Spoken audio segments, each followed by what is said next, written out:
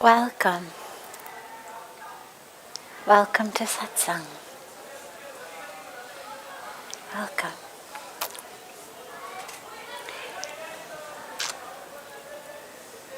Such a joy to be together.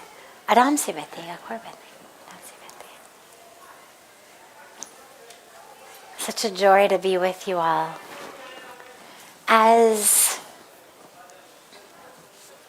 As usual, going back to our pattern of beginning with those questions that have come in from our global family who aren't able to be here with us physically. We begin with a question from one of them and then open it up to any questions that anyone here has. And as I always say, especially our younger ones.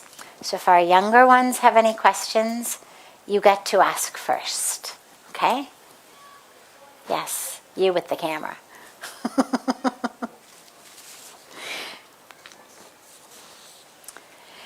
Is it possible to be both materially successful and spiritually focused?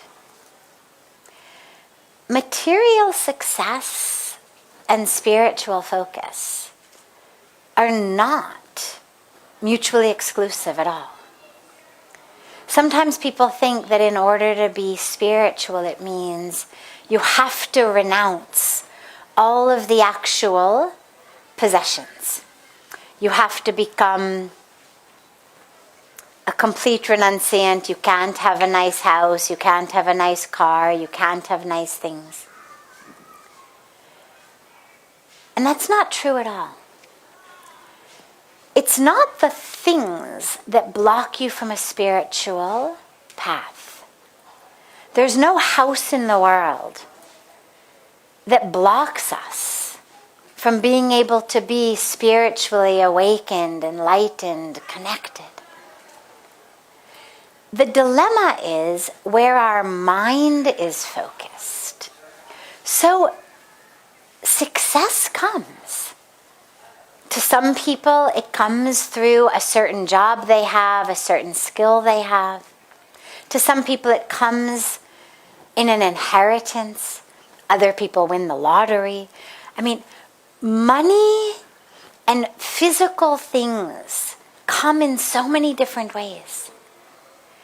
But they're not the actual problem. The problem is the mental attachment to having more. So having a beautiful car, not a problem. As long as, if tomorrow you don't have a beautiful car, you're still anchored and grounded spiritually. The problem is actually in the mind. If I am focused on, I need to have a car. I need to have a nice car. This guy has a nicer car than I do. Why do I only have a Honda? This guy's got a Mercedes. That's not fair. I want the Mercedes. And of course, tragically, why do we usually want the Mercedes? It's not so much that it's a better drive. It's to show people. I want the Mercedes so that this guy knows I've got the Mercedes. I want the Mercedes so that everybody understands, oh, she's such a success. I want the big house, not because I actually need 9 bedrooms when there's 3 people in the house. But I want the big house, taki everyone who comes will say, wow, kya bodyguard hai, amazing. Kahan pahunch gaye. And that everybody will respect me, be envious of me, think that I am some very great person. So that's the dilemma. It's not the house, it's not the car. It's the mind's attachment to those things that makes us stuck. And it's especially what the mind thinks we're going to get from it. So if I think from this big house, from this big car, from these diamonds, from this beautiful new sari or new pair of fancy shoes, I'm going to feel happy. That's the problem. That's what keeps us from being spiritually awakened or connected. The actual shoes, not an issue. It's the mind that is focused on, oh God, I wish I could have those expensive shoes, then everybody would like me, then I would be really popular. So you can be materially successful. And you can be deeply spiritually focused, grounded, aware, awake. Not a problem. As long as your mind is focused and grounded spiritually.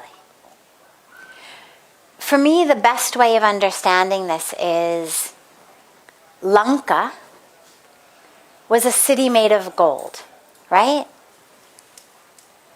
And who was the head of Lanka? So Lanka was what type of a city was Lanka? With Ravan at the head, is Lanka a place you'd want to live? Huh?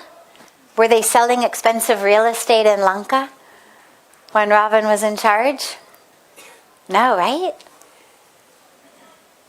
And now, even now, when we think about Lanka, talk about Lanka, it's sort of synonymous with kind of living in hell, right? I mean, the city was made of gold, but when you're run by a demon, nobody would want to live there. Well, think about Dwarka. What was Dwarka made of? Well, Krishna was the head. Krishna was the head. What was the city made of? It was also made of gold. Dwarka was also made of gold. But the head, as you said, was Krishna. So is Dwarka a city we'd like to live in? Right? Dwarka's like a special kind of heaven. Living under Lord Krishna. So it's not the gold. The gold isn't the problem. Lanka was made of gold, Dwarka was made of gold. The problem was the difference between heaven and hell, simply who was running the show. Ravan was running the show, it's Lanka, nobody wants to be there. Krishna's running the show, it's heaven, everybody wants to be there. So that's the issue with the material success, is have the prosperity, no problem. But make sure that who's running your show is Krishna, meaning the divinity, rather than Ravan, meaning the embodiment of greed and ego, lust, that demonic nature.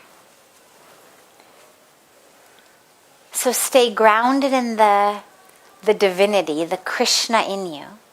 And then whether your city is made of gold or your city is made of wood, it's not going to matter. Either way, it's going to be heaven, because you're being run by that divine presence. So before taking any of the other questions that came in advance, does anyone here have any questions? Yes.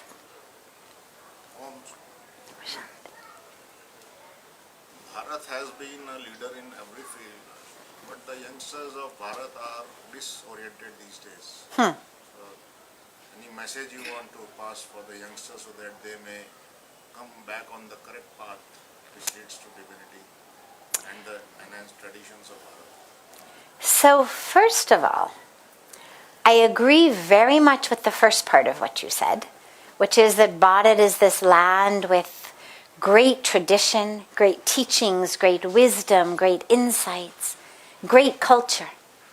But I don't agree with the second part of what you said, which is that today's youth have gone astray. We meet so many youth every day. they're not astray. The youth today, and of course, with hundreds of millions of youth, you can't make one blanket statement. Naturally, there will be youth who have gone astray. Just as there are youth in America who have gone astray, and youth in England who have gone astray, and youth in Australia who have gone astray. But as a general rule, what I have seen is that the youth, whether it's the youth of Bharat, the youth of America, the youth of England, the youth of Australia, the youth anywhere, are actually doing fantastically. However, one very important thing has happened in Bharat that makes us think they've gone astray. And that is, they have stopped being unquestionably obedient. Right? You go back 1 generation, 2 generations, right? Aapki mummy, ya aapka papa, ya aapki nani, ya dadi ne aapko kuch bola. You would say ji, and you would do it. The idea of saying why would never occur to you. By chance, agar why bola, so it would be very likely ki tappar mara. Right? I mean, this is sort of the culture. Tum kya samajhte apne aap ko? तुम गुरु बन गए क्या? Why मेरे से पूछा? फिर तुम्हारा थप्पड़ मारा. And you learn very quickly. Don't ask why. Just do what you are told. And that is in many ways how this culture has run for millennia. In a tradition, in a culture in which obviously we respect the elders, but that respect takes the form of obedience, unquestioning obedience. A parent tells you something, you say, Ji. End of story. Ji, full stop. These days what's happening is the children are getting an education system that in many ways is much more like a Western education system. In my school, for example, if there were a question on an exam, it was very rare, almost never, that we had simply yes, no, true, false questions. There would be a question, you'd have to give the right answer, but you would also have to explain why you thought that answer was true. And if you got the wrong answer, but you gave a good explanation, you might not get full credit, but you would get 70-80% credit. कि चलो answer is wrong, लेकिन सोचने का ढंग बहुत बढ़िया है. ठीक से सोचा. थोड़ा समझ तो नहीं पाया बेचारा, लेकिन ठीक से सोचा तो you get 80%, 70%. That system is coming much more into India. Children are learning to ask questions. In my school, the teacher would ask us, okay, you've all read the homework, who has any questions? And if nobody asked, she would pick on somebody. Chalo, aapne padha, aap kuch prashna pucho. Thora samajh gaye? And you'd be like, ji. Then of course she would ask you something you didn't know the answer. She'd say, ab chalo, pucho, jo nahi samajh pai. They wanted you to ask questions. It was rooted in ask questions, be inquisitive. Don't just take what we say. Figure it out for yourself. School is not about just memorization. It's about learning how to think. Now that system has come more in India, in education. Also with media and social media, they're getting much more exposed to the Western way. So now what's happening? Parents say to their children, "Chalo Bhagwan ji ke upar tilak lagao." Bachche pucha, "Kyun? Thappar mara." Kaise pucho? Now, the children were not being rude. They've not gone astray. They really sincerely are simply wanting to know, why do we do this? Why do we put tilak on Bhagwan in the mandir? Why do we put tilak on ourselves? Why are we vegetarians? Why do we do parikrama? in the mandir? Why do we take achman? Why do we do puja? Why do we do abhishek? What does this mean? And as parents, the dilemma is a lot of times we don't know the answer. Humne kabhi nahi pucha. We were told tilak lagao, humne laga diya, bas baat khatam ho gaya. So in many ways we don't actually know the answer. So when our children ask us, we feel insulted. Why are they asking? But we also feel a little bit uncomfortable because we don't actually know what to say. And it's a lot easier to just say, because I told you so. Jo main kehti hu na wo to karo. Baat khatam. The problem is these children are not taking it these days. It is no longer a generation of aapne keh diya bas, wo kafi hai. It's a generation of, I want to understand why. Which gives us as parents, as grandparents, as aunts, as uncles, as teachers, actually a beautiful challenge. When you have answers for them, they are more committed in many ways than you are, than your parents were, because they actually get it. They're not just doing it kardnaye. With so many of the older generations, you do things just kyunki kardnaye. Puja Swamiji always does a very funny impression of people, kyunki naturally Pura Vishwa mein jaane ka moka mila in everybody's home, and naturally in people's homes they have mandirs, they do aarti. But he does a very funny impression of people jo आरती कर रहे ओम जय जगदीश अच्छा मेरा tiffin pack कर दो शाहरी and then अच्छा do this do that मतलब आरती की बीच में they're yelling instructions at family members, at the housekeeper, at something else. They're answering the phone. अच्छा मैं दोबारा करता हूँ. Now they're doing आरती क्योंकि supposed to do Aarti, but the mind is not with Aarti. The mind is on, ठीक से मेरा tiffin pack किया कि नहीं किया, मेरा शॉल प्रेस किया कि नहीं किया, बच्चे ने नाश्ता खाया कि नहीं खाया.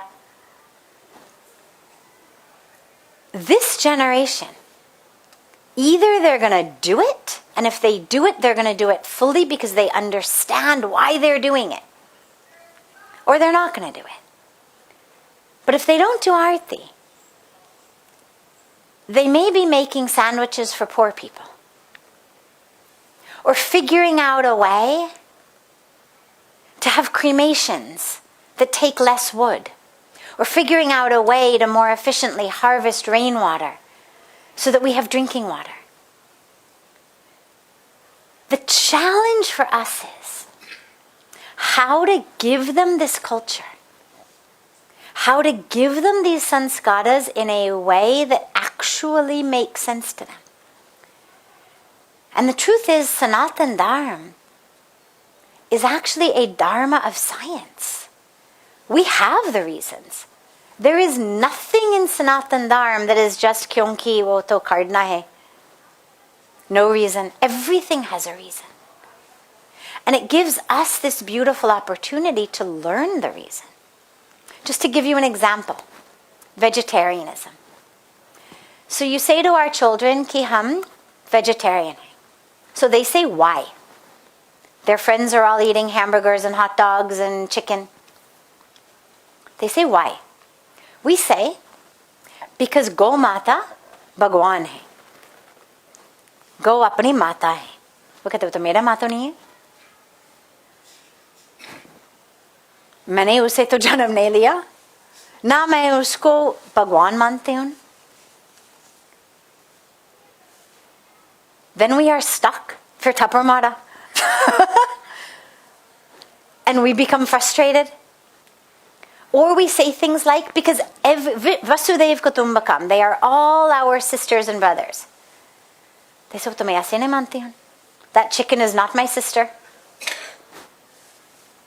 And then you're stuck because you have nothing else to tell them. We've got these two reasons. Go Mata hai, and she's holy, and all of the animals are our sisters and brothers. But if that's not part of their worldview, we have nowhere else to go. Yataparmada? Yeah, we become frustrated and we give up. But if you actually say to them, we are vegetarians because we believe in feeding everybody. We believe in equality. And the meat industry actually is one of the greatest causes of world hunger. We are vegetarians because out of 16 pounds of grain, 16 pounds of anaj, wheat, rice, corn, soy, I can get 16 pounds of bread, chapatis, pasta, rice, or I can get 1 pound of meat. And I do not believe that I deserve the food of 15 other people. Isliye main vegetarian khati hu. Then they say, oh, they understand. We are vegetarian because the meat industry is the single greatest cause of climate change. Because the Amazon rainforest is being deforested to graze the cows who become hamburgers. Watch how fast your youth become vegetarians. I've seen it. I speak from experience. So it gives us the opportunity to actually learn the reasons. This is why so many years ago Puja Swamiji founded the Encyclopedia of Hinduism project in America. For the same reason. Because the children, the Indian children growing up in America, would come home from school and they would say to their parents, Ki everybody says we are this, we are that, why do we... Parents had no answer. Because they had just been obedient to their parents. That was what respect meant. And because they had no answer, the children were going astray. He said, we will give them answers. And he brought together thousands of the world's scholars to put together what became an 11-volume Encyclopedia of Hinduism. Why do we do these things? What does it mean? So, what I would say to you is, this generation of youth is the first generation that's really giving us as the elders the opportunity to go back and learn our stuff. To really give answers, to find answers. Why do we put on tilak? Beautiful reasons. All of it. Why do we do parikrama? Beautiful reasons. But you have to make it meaningful to them. And it also gives us a beautiful opportunity to be humble. And to admit, chalo, mujhe bhi malum nahi hai. Chalo saath hi saath Rishikesh chale. We'll ask. Yeah, these days we'll go on Google, we'll search, we'll find out. But don't dismiss them. They actually want to be part of the culture. The other dilemma is, speaking very honestly, we as the elders are not giving them a very good example. So for example, we're very good at just doing the rituals, but we're not so good at actually living them.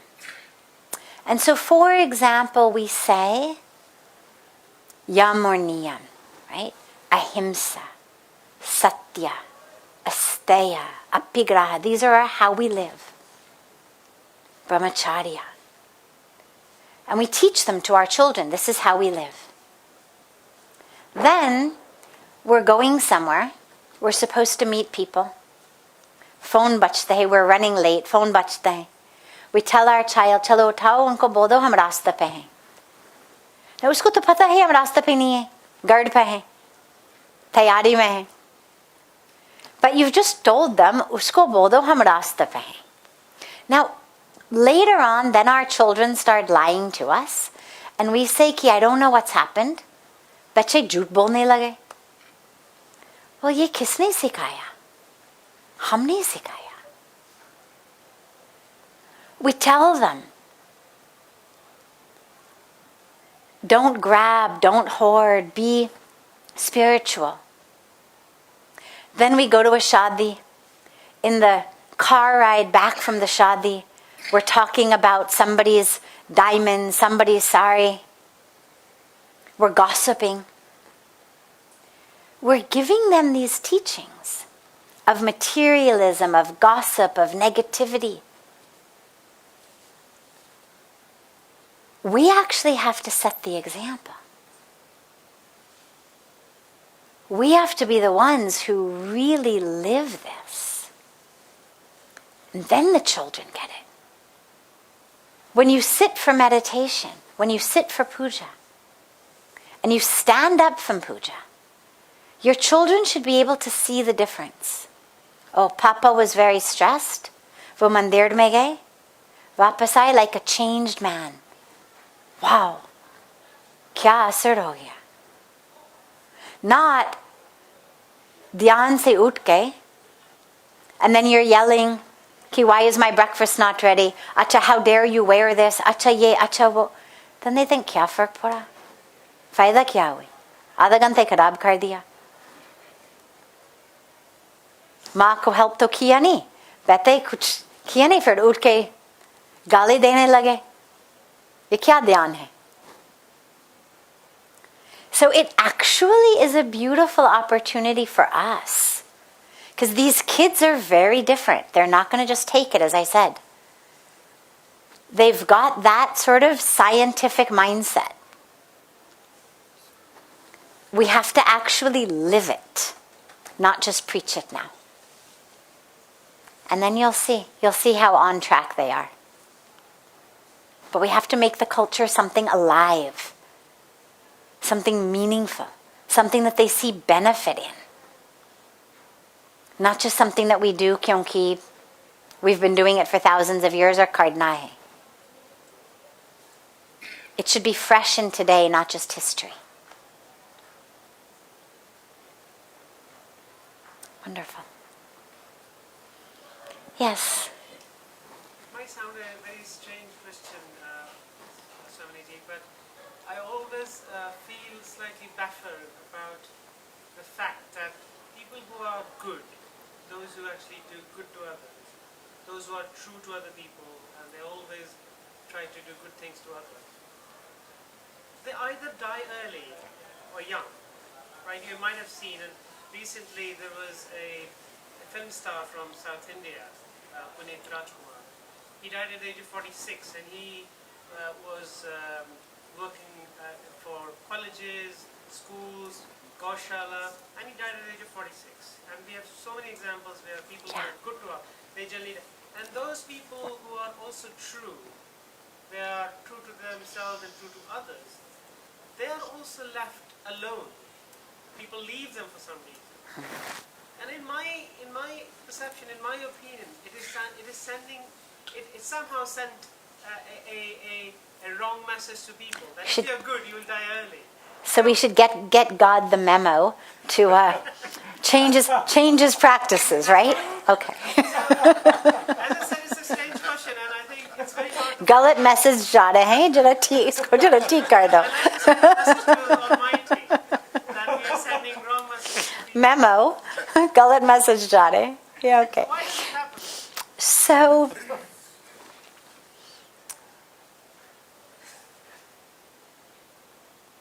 the dilemma is in our perception. We begin with the awareness, because of course this is the age-old question. Why do bad things happen to good people? You've asked, why do they die early? Why do they get left? Okay. So this implies that death is bad, life is good. Long life is good, death is bad. Sickness is bad, health is good. Wealth is good, poverty is bad. Success is good, failure is bad. So when we see bad people, dishonest people, adharmic people, getting success, getting wealth, living long, being healthy, we think, my God.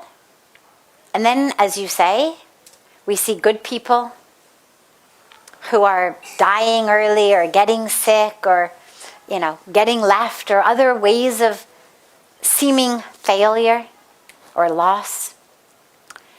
The dilemma is in this perception of good and bad. Meaning, the purpose of our life, the human incarnation manual, does not say goals and objectives. Live as long as you can. Acquire as much money as you can. Make sure you never get sick. Make sure no one ever leaves you. Make sure you reach the absolute highest of your possession. This is not the aims and objectives of a human incarnation. The aims and objectives are: realize your inherent divinity,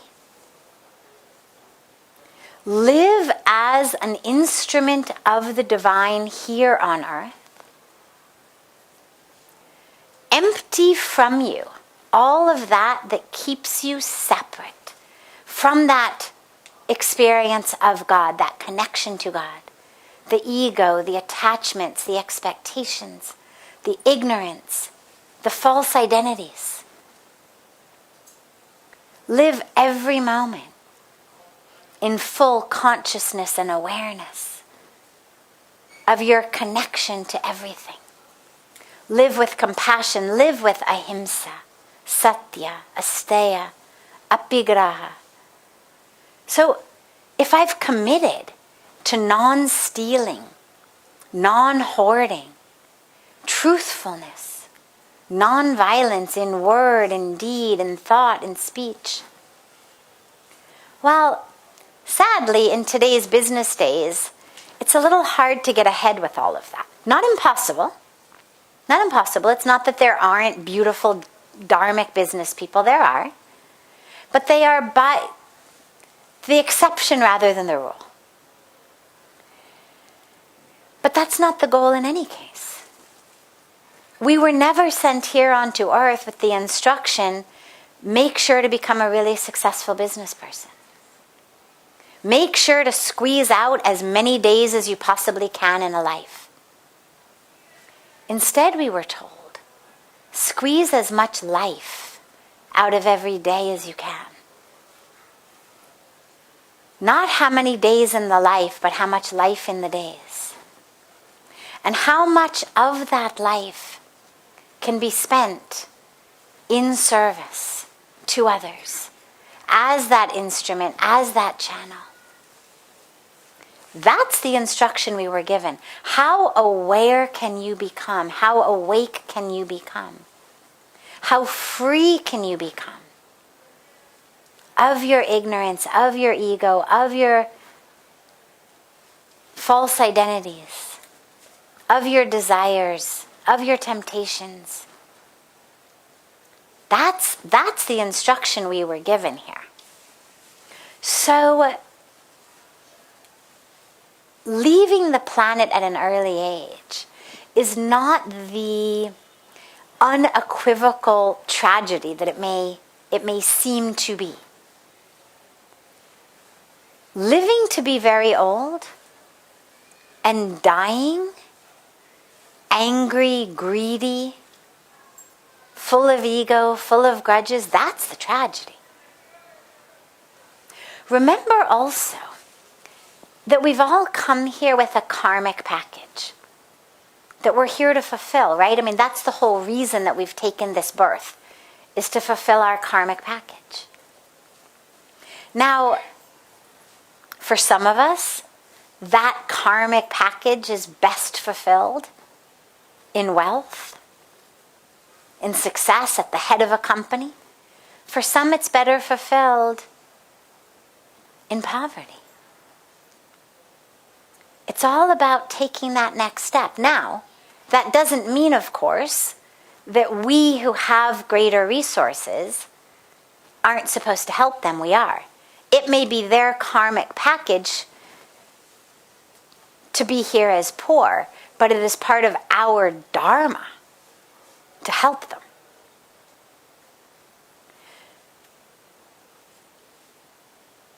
We're here until we fulfill what we took this birth for.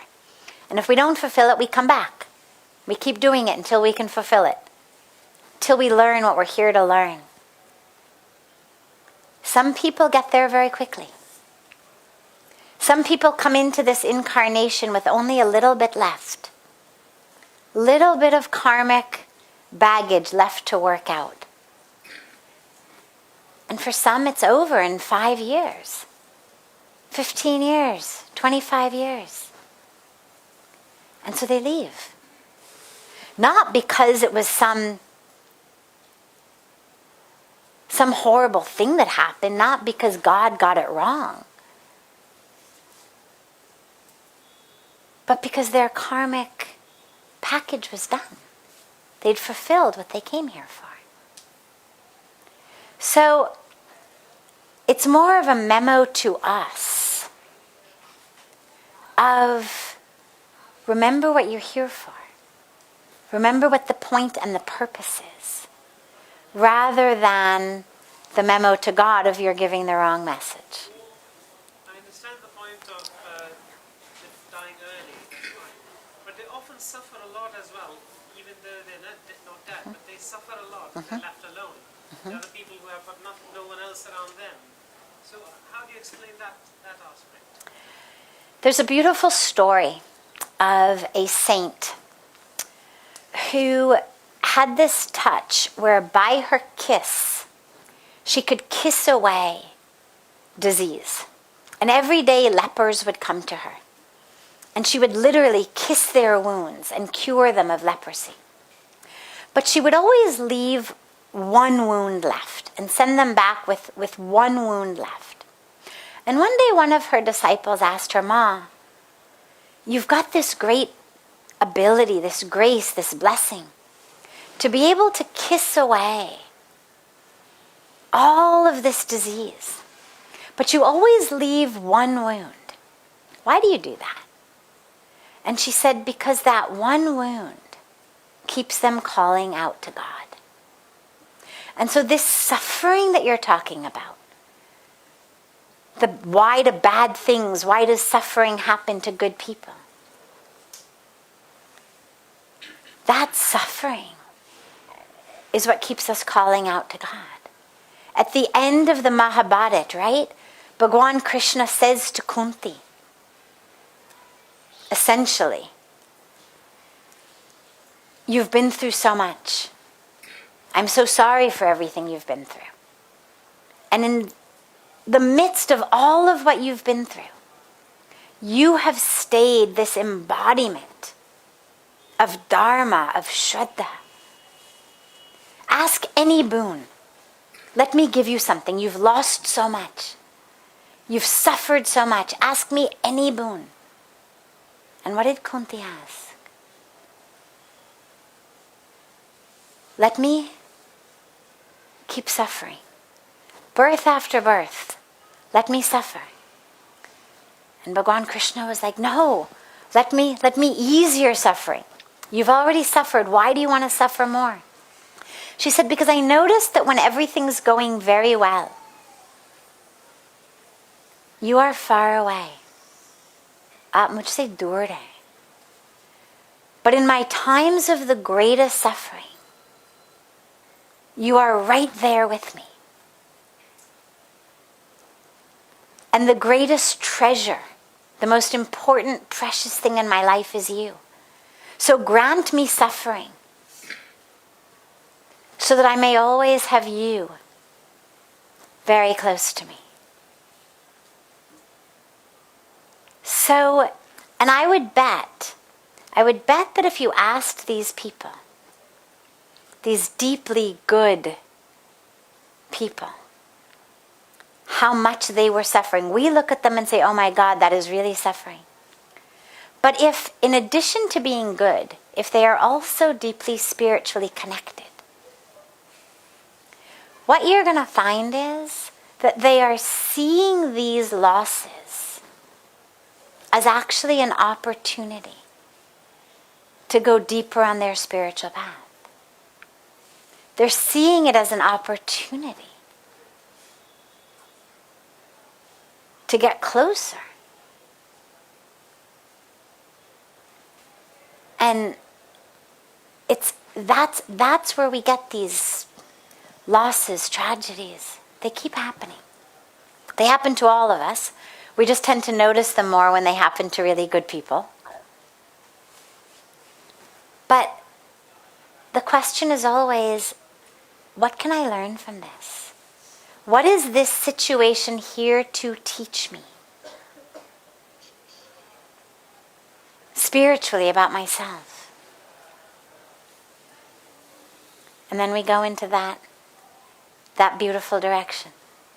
Thank you very much. Yeah. And when you get left, when you lose, whether somebody leaves you because they die, whether they leave you in divorce or whatever it may be, it gives an opportunity to actually experience the love within yourself. Because that love is within you. You may identify it with them. They may have catalyzed your internal love manufacturing plant. But ultimately, that's inside you.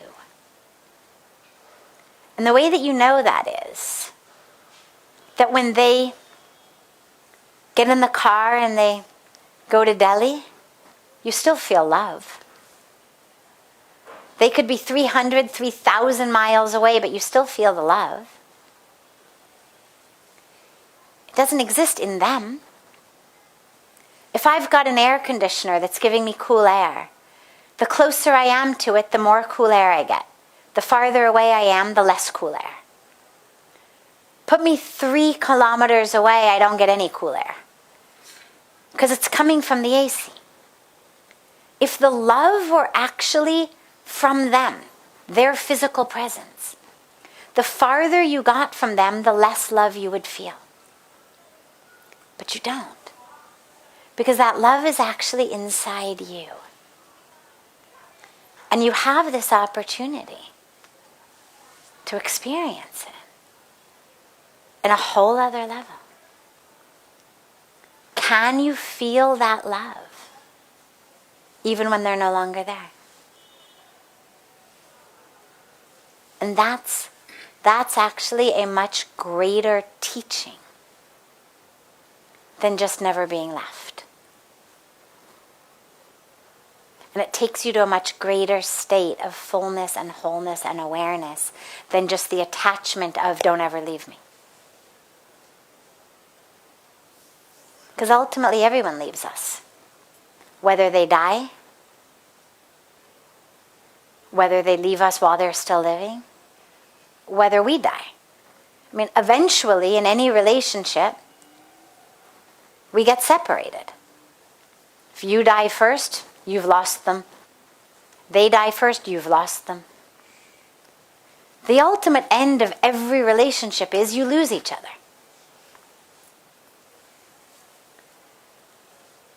So the point is not how can I make sure never to be lost or left, but rather how can I remember that source of love is within me?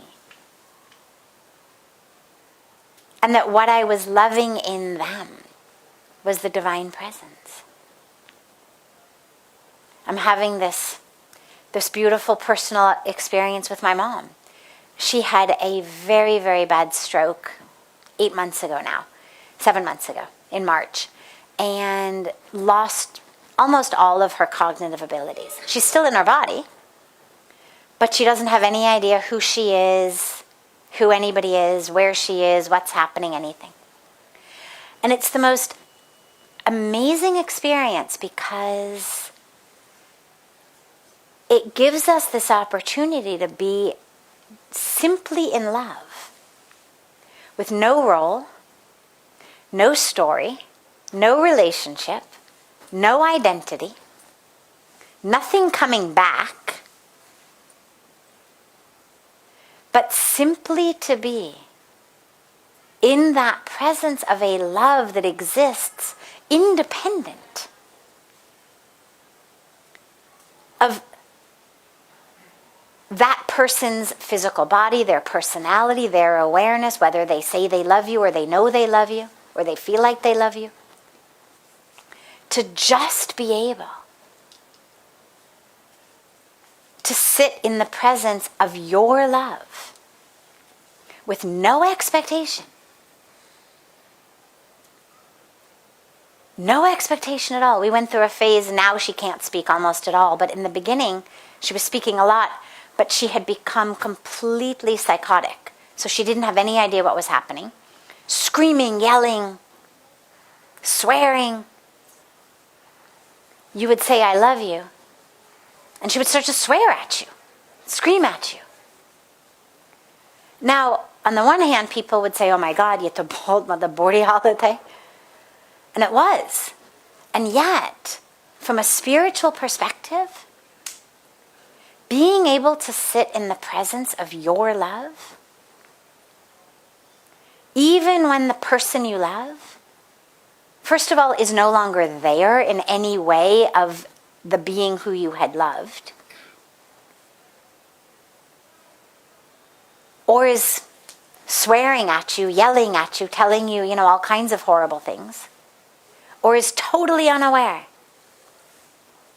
It's actually an incredible spiritual experience. Is it a tragedy? Absolutely. If I had a magic wand, would I magic wand her back to health? Absolutely.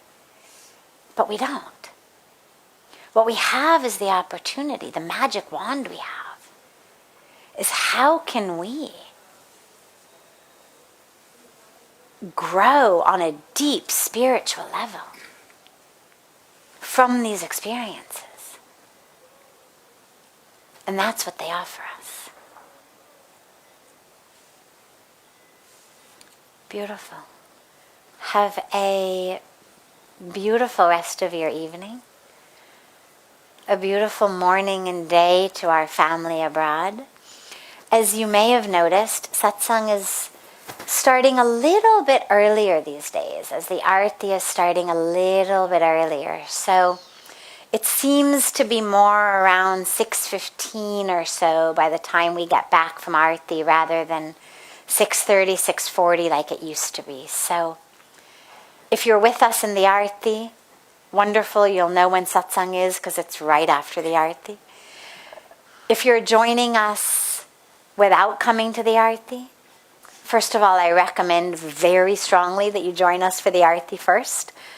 But if for whatever reason you're not able to, start coming a little bit earlier. We're gathering a bit earlier as the sunset is earlier each day. So much love to all of you.